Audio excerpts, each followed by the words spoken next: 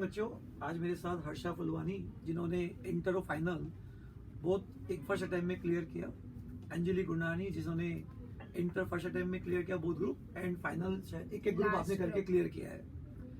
हर्षा, तुमने इंटर और फाइनल जो दिया, तुमने ऐसा क्या लगा कि तुमको कि मुझे बोथ ग्रुप ही देना चाहिए, ऐसा क्या कारण था?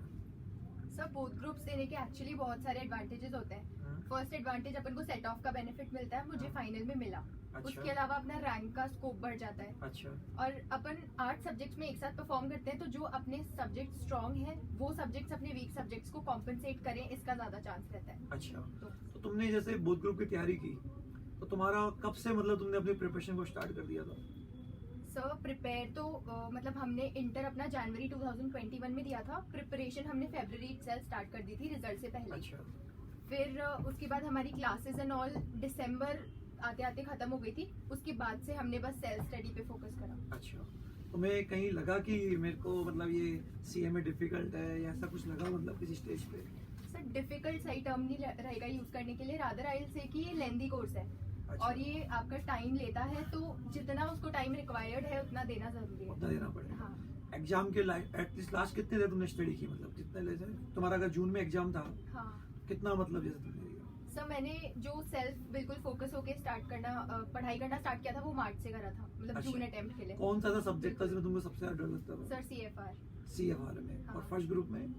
फर्स्ट ग्रुप में डीटी लगता है। सर, एक्चुअली डीटी मेरा है तो स्ट्रॉन्ग, लेकिन जब एग्जाम लिखने की बात आती है तो थोड़ा सा मेरे उसमें प्रॉब्लम होती है। अच्छा, उसमें प्रॉब्लम आता है। जनरली बच्चों को लॉ में प्रॉब्लम आती है, तो लॉ में मतलब तुमने क्या किया मतलब? सर, लॉ में मेरे को इनिशियली प्रॉब्लम आती थी, लेकिन बाद में मैंने उसके काफी सारे मतलब रिपीटेटिवली रिवाइज करना स्टार्ट कर दिया। अच्छा। तो फिर चीजें याद रहने लग गई। मल्टीपल तुमने बार-बार उसको मल्टीपल किया? रिविजन्स करे। कुछ सेल्फ नोट्स वगैरह बनाए खुद के या क्या? नहीं सर, एक्चुअली हमें जो नोट्स कोचिंग से मिले थे उनको रिपीटेडली रीड कर लिया, तो चीजें रिटेन रहने लग गई। अच्छा अच्छा। हर्षा, तुमने फाउंडेशन में जयपुर में नॉर्थ इंडिया टॉपर थी शायद फाउंडेशन में। यस। और आपने फिर इंटर भी सचिन क्लासेस में किया और फाइनल भी सचिन क्लासेस में किया। Yes. ऐसा क्यों मतलब कि तुमने इंटर फाइनल दोनों वहां से किया? सर, एक्चुअली फाउंडेशन को इंटर और फाइनल से कंपेयर करना ही बहुत गलत है। फाउंडेशन इटसेल्फ में 4 सब्जेक्ट्स होते हैं जो भी काफी 12 से रिलेटेड होते हैं। हम मतलब उनको कर लेता है स्टूडेंट आराम से। लेकिन जब इंटर फाइनल की बारी आती है तो डिसीजन लेना पड़ता है कि बेस्ट होना चाहिए जहाँ पे भी आप जा रहे हो। मतलब आप ऐसी जगह जाओ जहाँ पे आप उतना प्रेशर ले पाओ, आपको उतना ही सपोर्ट मिले। तो मैंने डिसाइड करा कि मुझे, क्योंकि दोनों ग्रुप्स देने हैं दोनों लेवल्स पे, तो मुझे यहाँ से ही कंटिन्यू करना है। अच्छा, अंजलि तुम्हारे बारे में कुछ Yes. बताइए। I'm a CMA candidate. CMA qualified. My last group was my second attempt. I was appearing for December both groups, but I cleared my last group in June attempt. So it was a long journey. It was difficult. I would say it was difficult because theory subjects are my weaker section. So it will take long time to retain those things. Like law is the most difficult subject for me. Nothing else. अच्छा, तो तुमने जैसे तुमको law में ऐसा लगा कि थोड़ा डिफिकल्ट है, हाँ, तो तुमने law. एक्स्ट्रा क्या किया मतलब कुछ को कवर करने के सर, लिए? सिर्फ मॉड्यूल को कवर किया। मॉड्यूल लेकर सिर्फ रीडिंग क्योंकि रिटेन करना तो बहुत बड़ी चीज हो जाती है कि लर्न हो पा रहा है। बस सिर्फ रीडिंग करते थे कि ठीक है, जो कॉन्सेप्ट्स अगर क्लियर हो रहे हैं, कुछ प्रोविजन समझ में आ रहे हैं, तो वो रिटेन हो भी जाते हैं। हम लोग लिंक कर पाते हैं एग्जाम में। हमको लगता है हम पढ़ते जा रहे हैं पर हमको कुछ नहीं आ रहा। हम आगे बढ़ते जा रहे हैं, पिछला हम भूलते जा रहे हैं कि हमारी साइकोलॉजी बैठ जाती है। लेकिन जब एग्जाम में अपेयर होते हैं ना, तो हम कर पाते हैं केस स्टडीज को अटेंड। अंजलि, जैसे क्लास के अंदर मुझे ध्यान है कि तुम काफी मतलब ब्रिलियंट बच्चों में से एक थी, तो मतलब ऐसा क्या एग्जाम के दिन मतलब क्या ऐसा लगा कि तुमको इस कारण तुम्हारे को लगा कि मेरा ये पार्ट कमजोर हो गया, या एग्जाम का सिनेरियो बिल्कुल अलग होता है, जो नहीं पढ़ा उसमें से आ गया, या मतलब थोड़ा वहाँ का फोबिया होता है, मतलब क्या रीजन होता है? नहीं सर, फोबिया नहीं था। प्रॉब्लम ये था कि पैटर्न बिल्कुल चेंज है। कुछ भी क्लैरिटी नहीं थी ऑनलाइन में कि आपका कौन सा, मतलब कि रफ शीट इवैल्यूएट होने वाली है या फाइनल आंसर इवैल्यूएट होने वाला है। तो उस कंफ्यूजन में ही अटेम्प्ट इंस्टीट्यूट ने मतलब आपको क्लियर नहीं किया? की क्लैरिटी नहीं है।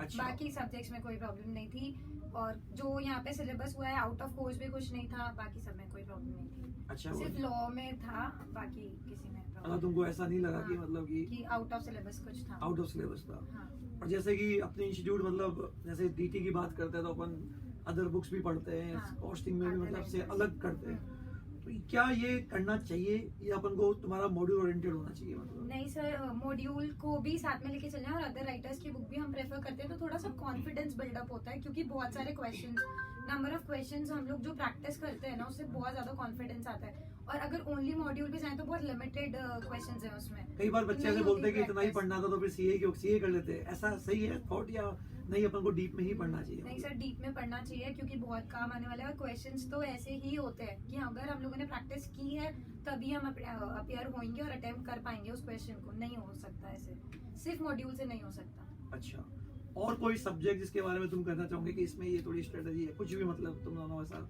या कोई ऐसी चीज जो तुम बच्चों से शेयर करना चाहोगे? सर मतलब अपने सीएमए फाइनल में एडवांटेज ये है कि ग्रुप 4 में अपने पास 2 छोटे मतलब सब्जेक्ट्स हैं जो काफी इजीली कवर हो जाते हैं, कॉस्ट ऑडिट और एसपीएमबीवी।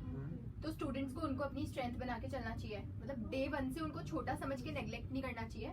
उनके जितने मल्टीपल रिविजन्स होंगे वो लास्ट में आके आपकी स्ट्रेंथ बनेगी और आपको काफी बेनिफिट मिलेगा। लास्ट में जैसे एग्जाम आते आते मतलब ऐसा हो जाता है कि अब थक गए या मतलब डर लगने लग जाता है, तुम्हारे साथ ऐसा हुआ कुछ मतलब हाँ कि सर, इसलिए लास्ट में? हाँ सर, होता है। बहुत अच्छा। ज्यादा हैक्टिक हो जाता है, फ्रस्ट्रेट हो जाते हैं, कुछ नहीं समझ में आता। अब कैसे मतलब सिलेबस हो गया यहाँ पे कंप्लीट, हम कर गए, हमको चाहिए टाइम, लेकिन हम यही सोचते हैं कि हमको स्टार्ट कहाँ से करना है। तो ये जनरली फोबिया सबके साथ होता है हाँ, बच्चों को, वही, घर लेकिन जाने के बाद- फाइनली एग्जाम देने के बाद वो हमारा क्या होता है, बिल्कुल Fair हो जाता है कि हो हाँ। जाता है। फेस ये हमेशा बच्चों के साथ लगता है कि हमारा नहीं होगा, हमसे नहीं होगा। बच्चों, मेरे लाइफ में बहुत सारे बच्चे हैं कि मेरे से नहीं होगा, लेकिन हम उसको मोटिवेट करते हैं, वो बहुत ग्रुप फाइट करता है और आराम से निकाल भी लेता है। ठीक है, और कुछ अंजलि तुम कुछ बताना चाहोगे कुछ बच्चों से? सर वही है, थ्योरी सब्जेक्ट्स को लेकर हमको इतना ज्यादा कंसर्न नहीं होना, पढ़ना है उसको कंसिस्टेंटली। लेकिन हम वरिड हो जाते हैं थ्योरी कैसे होगी।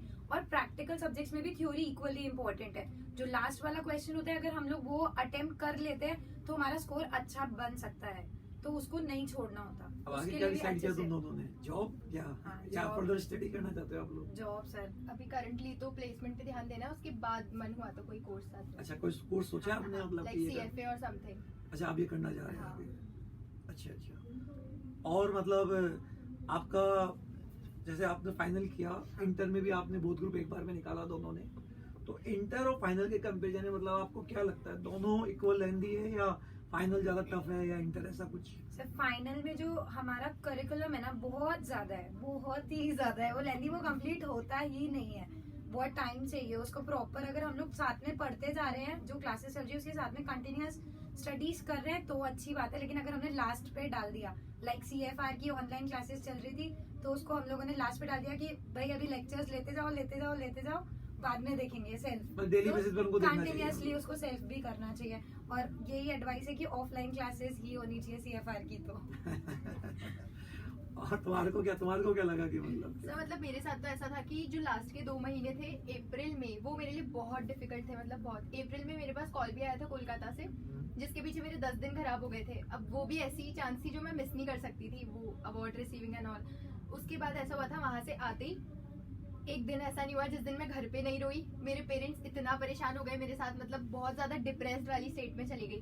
खुद के पर्सनल रिविजन पे ये याद आ रहा है, अभी तो ये भी करना है। और मैं घर पे मम्मी को यही बोलती थी कि मम्मी आज तक मैंने जितनी पढ़ाई की है ना वो अलग, और सिर्फ फाइनल का कोर्स अलग। इतना लेंदी है।